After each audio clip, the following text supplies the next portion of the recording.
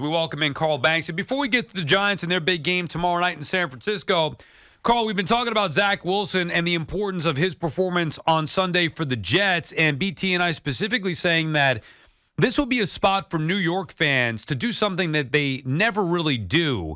Give a guy that needs it encouragement, not based on performance. He hasn't earned the cheers yet, but I feel like this is a spot to encourage Zach Wilson, back Zach, as a former player in this town and a good one. What do you think of the idea of the fans getting behind Zach Wilson this Sunday? I think it's important. I think it's the essence of fandom.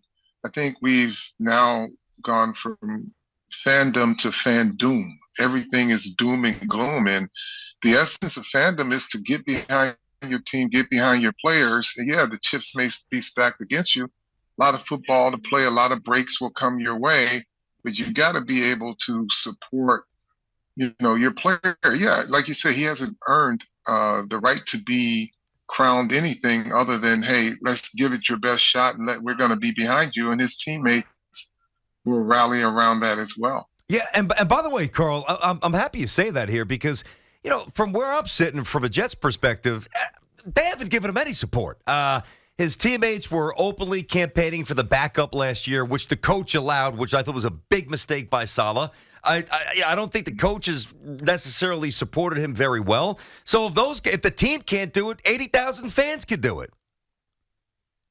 Well, I think the team, they know this is their option. This is their only hope. So they've got to build a game plan around his skill set, and the other players have got to pick up the pieces. That's what teamwork is about, and that's what, in team sports, you do that. And when you have one side of the ball that's stronger than the other, they know that they're going to have to do some things and create favorable field position for the offense, and so that they lessen the burden. If they can't do that, then they shouldn't consider themselves a team. And I say that for any team sport, you got to be able to lift up the other side if they're weaker. Yeah, and by the way, final thing here with this, obviously, getting to the Niners game and Saquon's, everything that's going on here with the Giants, but I even said, hey, listen, I don't see any reason why Robert Saleh shouldn't say that into a hot microphone. Hey, let's pick the kid up. We're playing the Pats. He's at a rough road. Let's elevate him. Let him hear you.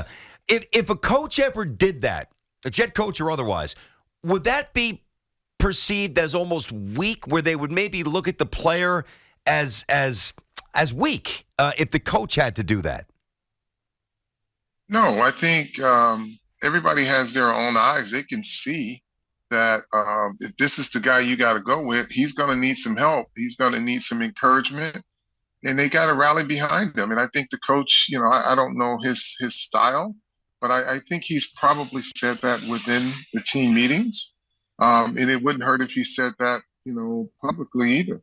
Okay. Carl, as a former player, because BT and I were talking about trying to put ourselves in Zach Wilson's shoes and explaining it to the fans what encouragement can do. Meaning, he comes out there to take the field for that first drive and getting that pop that Aaron Rodgers got. As a guy who's taken that field before yourself, imagine getting that pop, knowing all the crap that he's been through in his 2.5 years here. Young kid who's trying his best, hasn't gotten it done, taking a lot of flack from everybody, the media and fans. What do you think that would do to the player himself getting that pop taking the field? Well, just having that encouragement, and you shouldn't say pop when it comes to quarterback, because that's what happened to Aaron's Achilles. That's not the right word. You're right. That's not the right word, but that's a wrestling term, Carl. Yeah. Wrestling cheer. stuff. No, you're right. Cheer. Let's clean it up. We'll go with cheer. Go ahead. Yeah, that encouragement is something that he will need, and I think, I would implore fans of Gang Green to really be supportive of the kid. I mean, they got an excellent defense. Don't let fandom become fan doom. You got a chance to do something. And with this defense, man, you could still win some games and get into the playoffs. So I would just say, listen, just support the kid. There you go. Until you have another option. Okay. So, of course, Carl Banks, Giant legend, two-time Super Bowl champ, radio voice as well. So, Carl, why did it take the Giants so long to play good football? What happened? The summer slumber.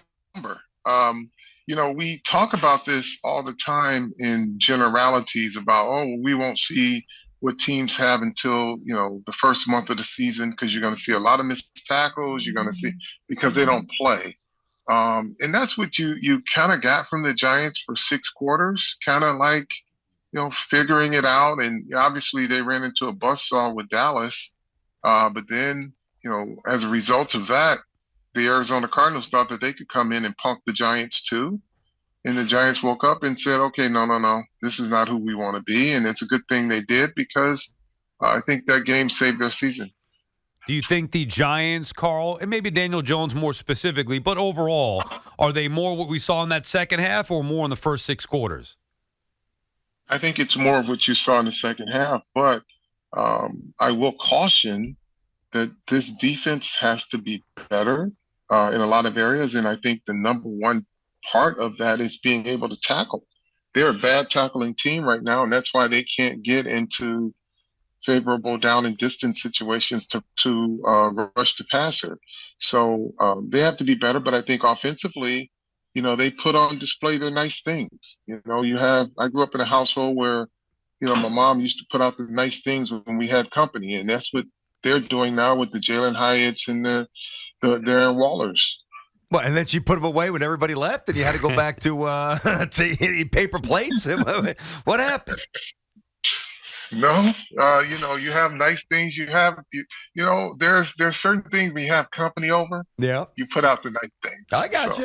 That's what the Giants put on display. Understood. So I hear you. A lot of teams start slowly. Bengals, Burrow, other teams don't look really, really ready. Even the Chiefs have been a little bit sloppy so far.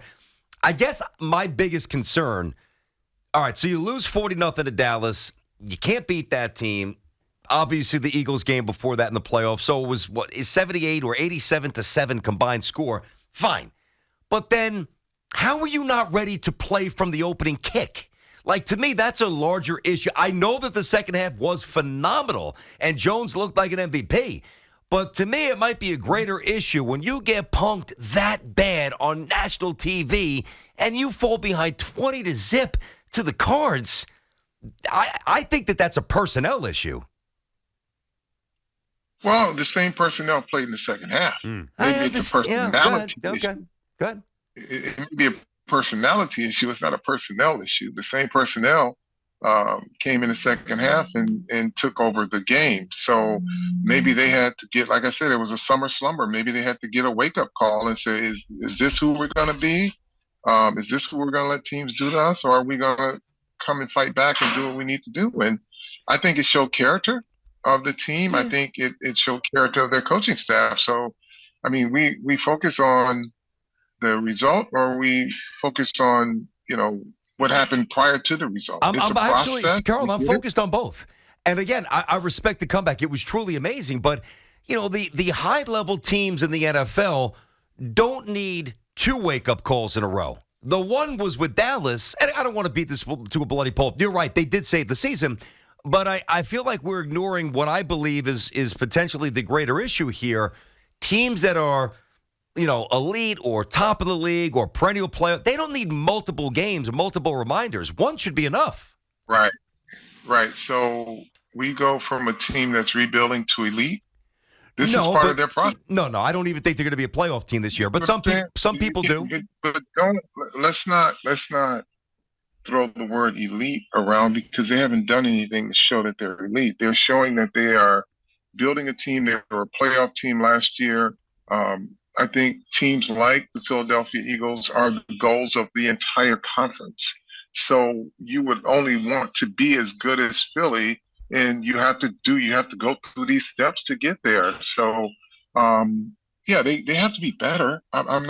You can't excuse that at all. They were awful for 6 quarters, but then they woke up, and let's see if they can be consistent at what they were in the second half of that last game, the Cardinals game. And specifically with Daniel Jones throwing the football, Carl, I don't know if I've ever seen a team seemingly just flip the switch. Daniel Jones looked like a different player in that second half. And you're right, it was the same personnel, which makes it even more head-scratching to think, where was this at all in the first 6 quarters?